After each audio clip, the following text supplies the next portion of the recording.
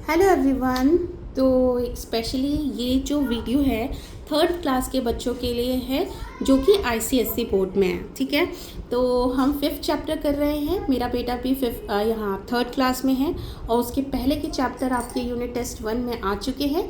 तो ये first term exercise के लिए हम पढ़ने जा रहे हैं बुद्धिमान बंदर, हिंदी का चैप्टर है और ये बुक का नाम है मैथिली। ठीक है, तो इधर मैं एक बार अपने बेटे के साथ एक्सप्लेन वीडियो कर चुकी हूँ और यहाँ पे मैं आपको, ताकि थोड़ी वीडियो शॉर्ट रहे और आप जल्दी से रिवाइज़ कर सके, तो ये वाली वीडियोस भी आपके साथ शेयर कर दे रही हूँ। इसमें मैं खुद रीड कर रही हूँ। ठीक है, तो चैप्टर का नाम है बुद्धिमान बंदर और इस चैप्टर में हम पढ़ने वाले हैं यातायात के नियमों की जानकारी। यातायात मतलब जो भी हमारी ट्रैफिक है, हम आना जाना करते हैं, उसके नियम क्या होते हैं, सड़क के क्या नियम होते हैं, क्या सेफ्टी रूल्स होते हैं, संबंधित नियम होते हैं, वो सारी चीज़ें हम एक बुद्धिमान बंदर के माध्यम से सीखेंगे। ठीक है, तो इस वीडियो को आप एज अ होम ट्यूशन भी यूज़ कर सकते हैं अपने बच्चे के लिए।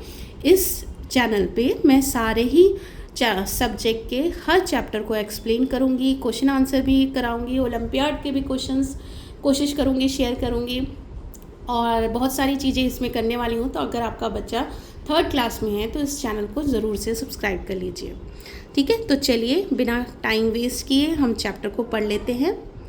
चैप्टर शुरुआत होती है इस तरीके से। एक बहुत बड़ा वन था। वन मतलब जंगल था। इसमें तरह तरह के पेड़ पौधे थे। गर्मी की छुट्टियां हो गई थी। बच्चे समय की चिंता किए बिना वन में खेलते हुए खूब आनंद उठा रहे थे। एक बहुत बड़ा वन था, उसमें बहुत अच्छे पेड़ पौधे, हरा भरा सा था। गर्मियों की छुट्टियां चल रही थी तो बच्चे अपने बिना चिंता के वहाँ पे खेल रहे थे, खूब आनंद उठा रहे थे। कुछ बच्चे सड़कों पर खेल रहे थे, तेज़ी से साइकिल चला रहे थे, सड़कों पर दौड़ रहे थे और ज़ेब्रा क्रॉसिंग का इस्तेमाल नहीं कर रहे थे। ठीक है, तो एक ज़ेब्रा क्रॉसिंग होती है इस तरीके से जैसे आपको पिक्चर में दिखाई गई है। अगर हमें सड़क क्रॉस करना होता है तो हमें ज़ेब्रा क्रॉसिंग का इस्तेमाल करना चाहिए, जिसके सामने हमारे पास ट्रैफिक सिग्नल का ये लगा रहता है, यातायात सिग्नल का, जिसमें लाल, पीली और हरी बत्ती लगी रहती है। अगर लाल बत्ती चल रही होती है तो इसका मतलब ये होता है कि आपको रोड क्रॉस करना है। उस टाइम सारी जो गाड़ियां हैं रुक जाएंगी और पीली बत्तियों में स्लो हो जाती हैं और ग्रीन बत्ती में जा सकती है, चालू हो जाती है। मतलब वो सिग्नल 1-2 मिनट का होता है और उस पर फिर चलने लगती हैं जो भी कार्स होती हैं। तो आपको अगर रोड क्रॉस करना है तो आप जब रेड बत्ती हो तब आप क्रॉस करें। ठीक है, तो उसका इस्तेमाल, ज़ेब्रा क्रॉसिंग का बच्चे इस्तेमाल नहीं कर रहे थे। उसी वन में चीपू नाम का एक बंदर रहता था। जिस बुद्धिमान बंदर की हम बात कर रहे हैं उसका नाम क्या था, जल्दी बोलो, चीपू। ठीक है, वह बहुत बुद्धिमान था।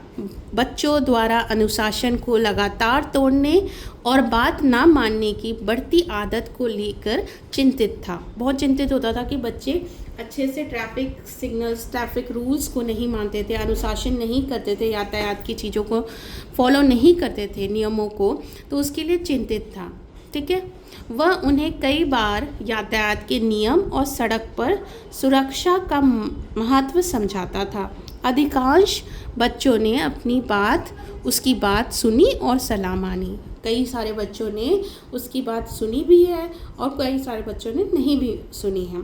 तो लेकिन वो महत्व सबको बताता रहता था। यहाँ पे वन मैंने मतलब बता दिया आपका फॉरेस्ट। इस्तेमाल मतलब हो गया यूज़ करना, इस्तेमाल मतलब हमने उसको यूज़ कर रहे हैं, उपयुक्त कर रहे हैं।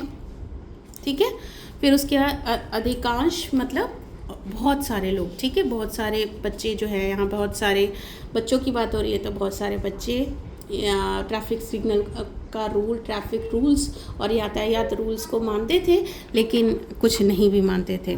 ठीक है, उसी जंगल में शेर खान के छोटे छोटे 4 बच्चे थे। अब उसी जंगल में छोटे छोटे 4 बच्चे थे। वे बहुत अधिक बिगड़े हुए थे और किसी की बात नहीं मानते थे।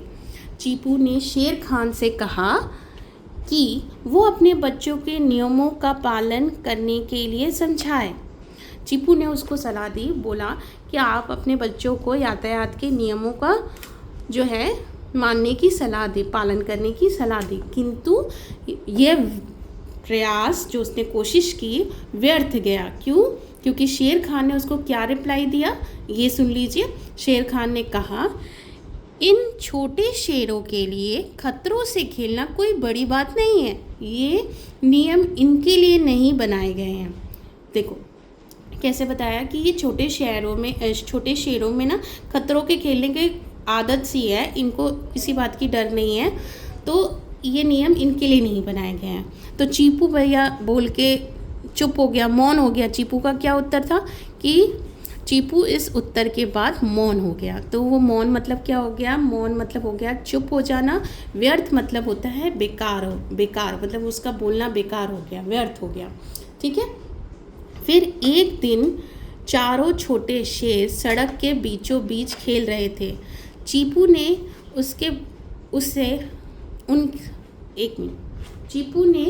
उनसे पार्क में खेलने के लिए कहा। चीपू ने कहा कि आप पार्क में जाके खेल लीजिए, किंतु उन्होंने उसकी बात को कोई ध्यान नहीं दिया। अचानक एक बस तेज गति से सड़क पर आई। उस समय क्या हुआ, जब चीपू ने बोला कि चलो चलते हैं वहाँ जाके पार्क में खेल लो, सड़क पे मत खेलो, तो उनकी बातों पे ध्यान नहीं दिया। और फिर क्या हुआ है कि अचानक से तेज गति से बस जो है उनकी तरफ बढ़ गई। नन्हे शेरों ने वहाँ से भागने का प्रयास किया, पर असफल रहे और चारों को गंभीर चोटें आईं। अब क्या हुआ, चारों को चोटें आ गई क्योंकि वो इतनी जल्दी भाग नहीं पाए, छोटे थे वो तो, और उनको गंभीर चोटें आ गई। देखिए यहाँ पे 4 शेर दिखाए हैं बच्चों के, और इनको यहाँ पे सर पे चोट लग गई है। यदि इन सभी ने सड़क सुरक्षा नियमों का पालन करने की बात को, चीपू की सलाह को माना होता तो ये दुर्घटना नहीं होती। इस दुर्घटना से सबक लेकर अब उस वन में रहने वाले सभी जानवर सड़क सुरक्षा के नियमों का पालन करते हैं और चीपू जैसे समझदार बंदर की सलाह भी मानते हैं। अब ये दुर्घटना हो गई। अब क्या हुआ, दुर्घटना होने के बाद से अब सारे ही जानवर जो है ना डर गए और उनको सबक मिला कि नहीं, यातायात संबंधित नियमों को हमें मानना चाहिए और चीपू जैसे समझदार बंदर की सलाह भी माननी चाहिए। तो हमने इस चैप्टर में क्या सीखा? सबसे पहले हमने सीखा कि अनुशासन में रहना चाहिए, यातायात के नियमों का पालन करना चाहिए, सुरक्षा के नियमों का पालन करना चाहिए। ठीक है। यहाँ पे वर्ड मीनिंग यानी शब्दार्थ हो गए। वन मतलब जंगल, इस्तेमाल मतलब प्रयोग, हम प्रयोग करते हैं, यूज़ करते हैं जो चीज़। अधिकांश मतलब ज़्यादातर, व्यर्थ मतलब बेकार, मौन मतलब चुप, गति मतलब चाल, प्रयास यानी कोशिश, सबक मतलब सीख। तो ये शब्दार्थ के जो वर्ड्स हैं ना, इसको कैसे लिखते हैं ये भी आपको सीखना है, और मैं कुछ आपको बाद में अंडरलाइन वर्ड्स कर दूंगी जिसको आपको लिखने की प्रैक्टिस होनी चाहिए, क्योंकि क्वेश्चन आंसर में आपको वो चीज़ लिखनी होगी। जैसे बुद्धिमान कैसे लिखते हैं वो आपको पता होना चाहिए, पेड़ पौधे कैसे लिखते हैं, छुट्टियाँ कैसे लिखते हैं, ये सारी चीज़ें छोटे छोटे आपको पता होना चाहिए, ताकि आप जब क्वेश्चन आंसर करें उसमें जो आंसर लिखें तो उसमें कोई गलती नहीं होनी चाहिए। ठीक है। तो मिलते हैं अगले वीडियो में जिसमें हम ये क्वेश्चन आंसर सॉल्व करेंगे और फिर आगे बढ़ते हैं। धन्यवाद।